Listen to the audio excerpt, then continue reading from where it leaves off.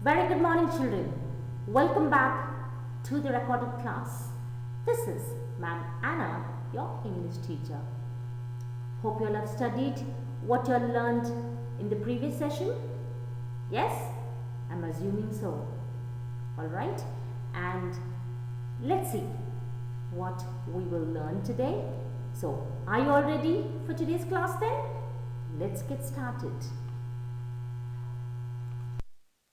Before we start off with today's class, we will quickly do a recap of what was taught in the previous class.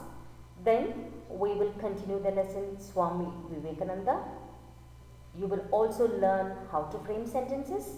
Then we will summarize what I taught, and then of course your assignment. Now, in the previous class, what did we learn? We saw that a small boy jumped out of the train and ran to his mother and said he wanted to become a coachman, the engine driver. The mother was very pleased. What did the mother say? The mother said, "You should become a coachman like Krishna, who taught Arjuna." Alright? And we also learned that Narendra was born on 12th January 1863 to Vishwanatha Datta and Bhuvaneshwari Devi in Kolkata. Now, he was considered a boon of God Vishveshwara Shiva, and so his parents named him Vishveshwara.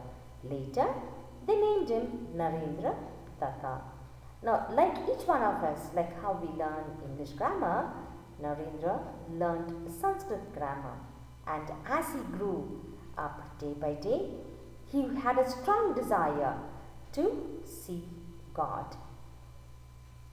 He saw many people, but he was not satisfied with their answer.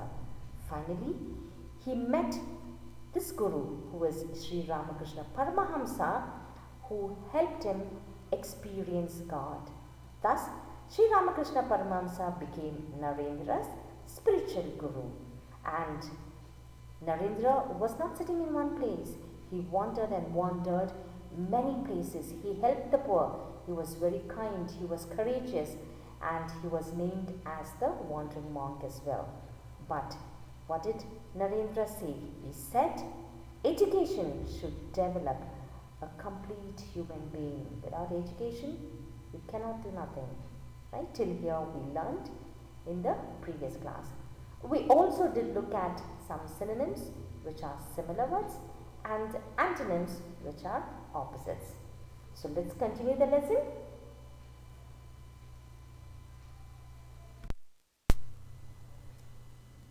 Let's start the lesson, children, then. Kindly turn to page 3 in your Garment Reader. Now, we will not call it Garment Reader. We will tell Literature 1 and All-in-One Reader. So, whenever I am referring to literature book, you will take out this particular reader. Alright, children?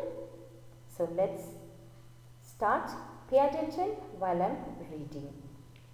He made a speech in the Great Hall of Columbus in the Parliament of Religious at Chicago on 11th September 1893.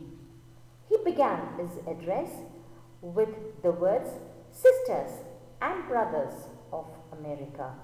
Immediately, there was a thunderous applause from the vast audience, and it lasted for 2 minutes.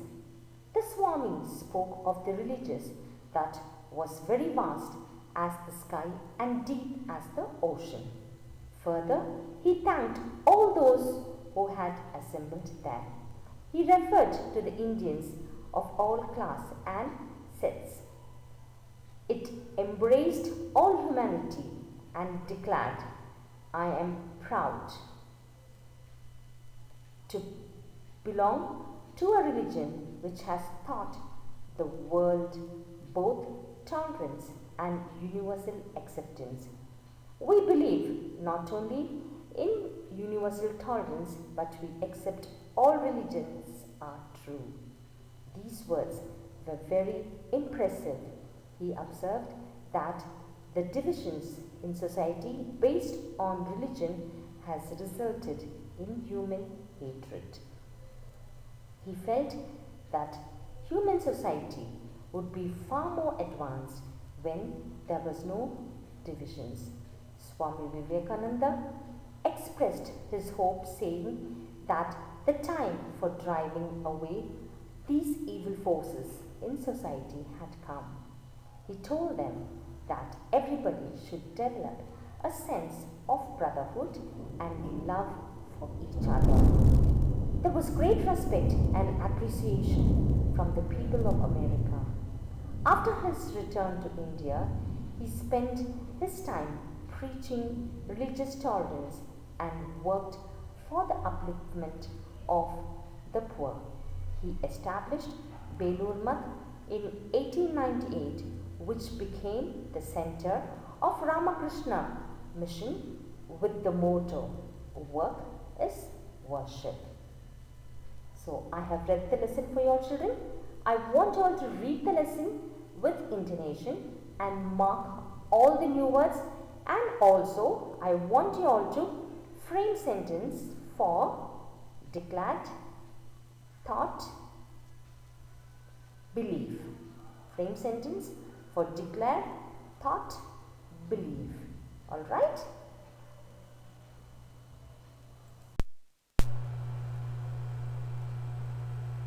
Let me explain the lesson for your children. Swami Vivekananda went to Chicago, okay, and he went to give a speech in the Parliament House of Religions, which is the Great Hall of Columbus, okay. When he went there, everyone was sitting there. There were a lot of people, and the moment he said these words, "Sisters and brothers of America," you know what happened? People in that country, alright, liked the way he addressed, and they all started clapping, and the clap lasted for 2 minutes, okay. He was very happy, and even the audience were very happy to hear his speech.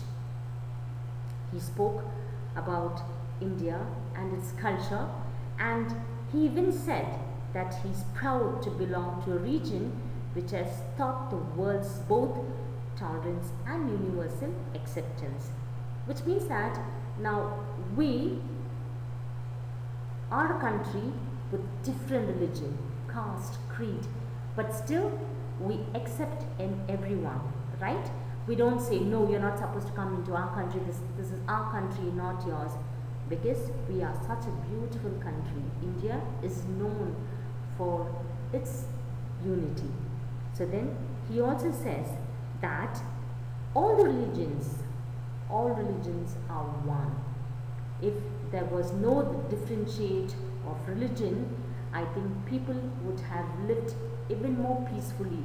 There wouldn't be hatred among humans. Correct, no children? That is right. Today, most of them start fighting, correct? So he says there won't be any such if we didn't have any religion. And he also says this word. He says the Hindu religion, that is the true sense. Okay, it makes true sense. And after coming back from there, people started liking him so much. He helped many of them, and then he also improved the people. He educated them. He taught them how to meditate. He taught them how to pray. And finally, when he returned to India, he set up a mutt.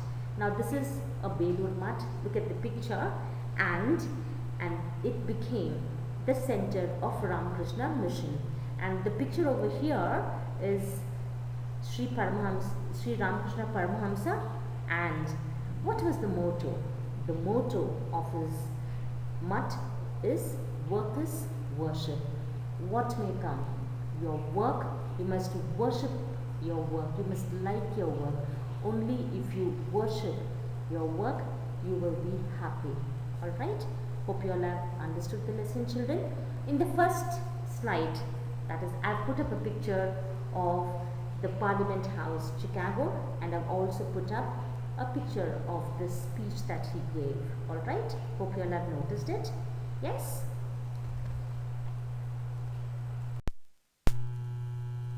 Let's look at some vocabulary now. Let's see how to frame sentences. The first one, pride. We should take pride in our culture. Accept. You accept it by faith. Experience. Experience makes man perfect. Dedicate. I want to dedicate this song for my grandparents. Tolerate. I won't tolerate any mistake. Hope you are clear, children. Now you all know how to frame sentences. Anything you all can frame like this. Alright? But it should make sense and must be meaningful. Let's summarize what we learned today. Today we completed the lesson Swami Vivekananda. I did read the lesson for you all on page 3, right? I also explained the lesson, correct children? And we also learned how to frame sentences, correct?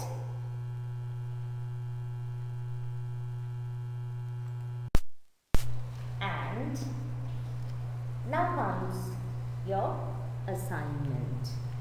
Okay, now in your assignment you have your homework.